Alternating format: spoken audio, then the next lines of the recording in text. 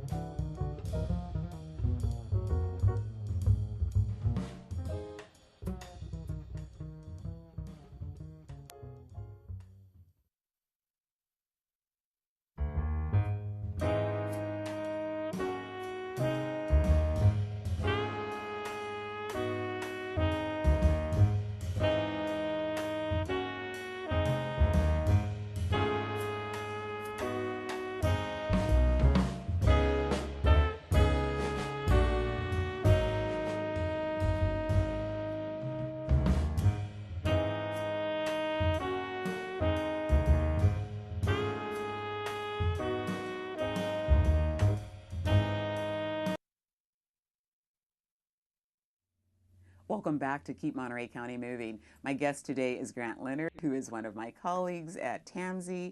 And Grant, thank you so much for being here and joining us today.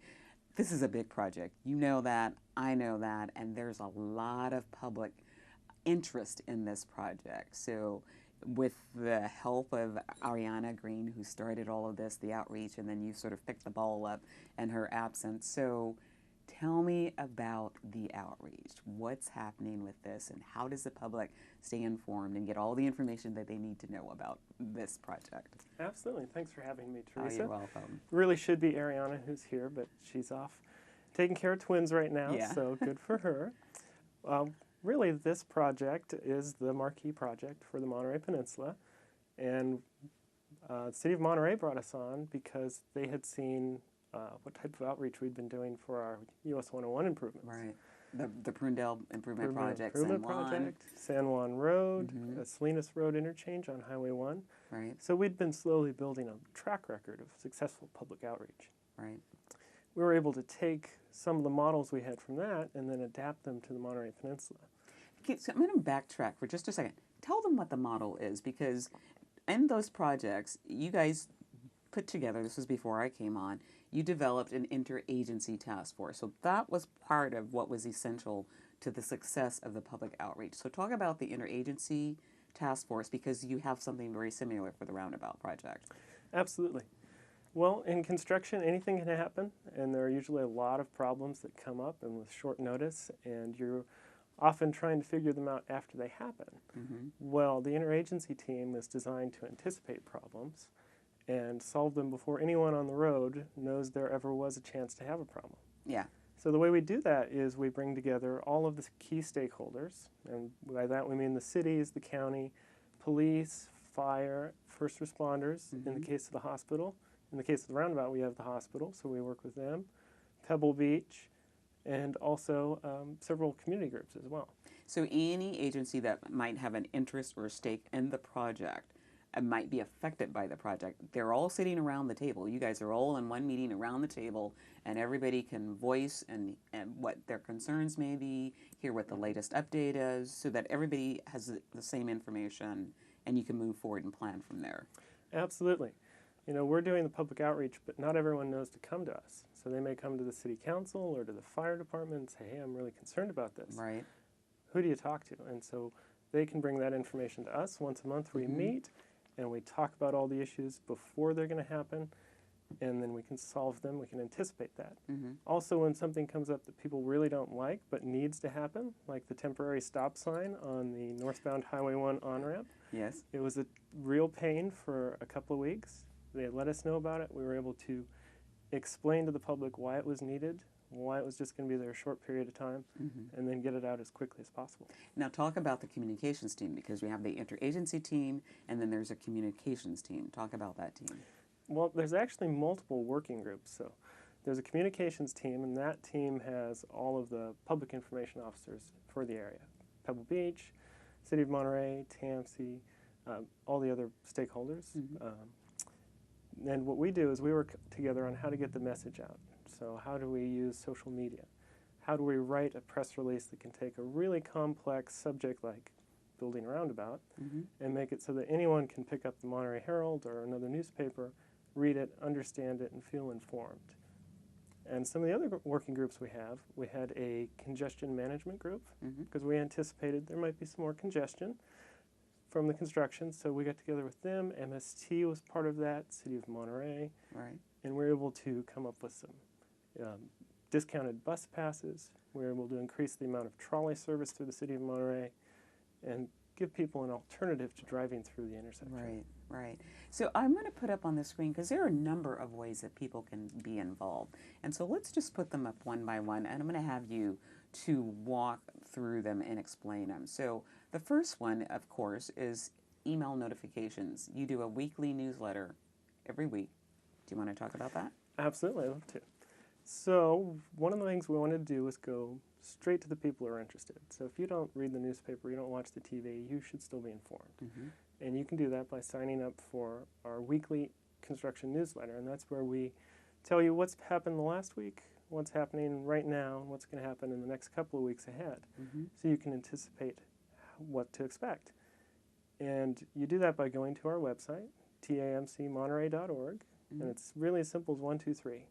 You click on the website, you click to sign up, you give us your information rather, and then you get an email on Friday from me. I think we may have a picture of the newsletter. Well, actually, that's the website. So that's what we were talking about. This is our website. So if you go to our homepage, that's what it looks like. Absolutely. And if they click over to the right at the top there where it says click here for construction updates, they're clicking on it, Grant, and then what takes them to this page?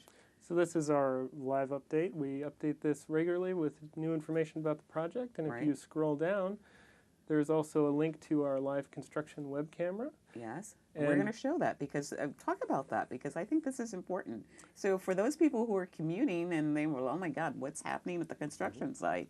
Talk about the live cam. Absolutely. So we thought it'd be great if you could really see what to expect and not just listen to the radio or go on your Waze app to know what traffic is, but to see what it is.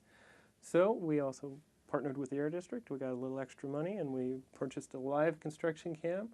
It also does time-lapse videos, so you can watch the whole progress of the construction from start to finish. That's going to be a great product for us at the end of it, right? Absolutely. So let's go back then. There are a number of ways. You mentioned that there are a number of ways to mitigate the impact. So the MST has a discount bus pass, the free trolley, the carpool, the bike, our emergency home program, which if somebody is enrolled in that program, if they're using alternate ways to get to work and they get stuck, we have a guarantee for them.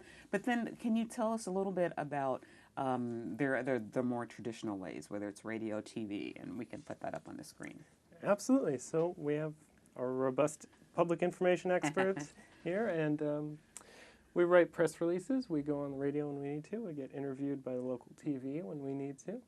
We also present to neighborhood groups. Right. And, you've done a ton of those. A ton of right? them, yes. You were just doing one last week, and you'll probably be doing more. But we look forward to doing them through construction. We've already been doing it about a year and a half, going to Rotary clubs, neighborhood watch groups, Carmel Foundation. You name it, we've tried to hit all the groups on the peninsula. So if there was somebody that was watching this program right now and they wanted to request that somebody come out and do a presentation and an update on the project, they could do that. Absolutely, yeah.